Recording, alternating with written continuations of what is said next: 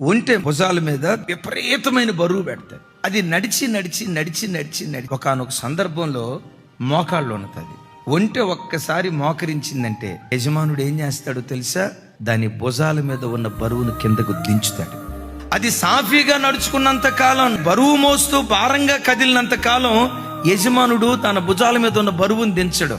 ఎప్పుడైతే ఒంటె అట్లా మోకరిస్తుందో వెంటనే యజమానుడు వచ్చి దాని భుజాల మీద ఉన్న బరువును దించుతాడు. నీ పరమ యజమానిగా పిలువబడుతున్న యేసు క్రీస్తు వారు నీ భుజాల మీద ఉన్న బరువును దించున్నట్లుగా ఒంటెలాగా దేవుని సన్నిధిలో మోకరించుదుగాక. ఒంటెలాగా దేవుని సన్నిధిలో మోకరించుదుగాక.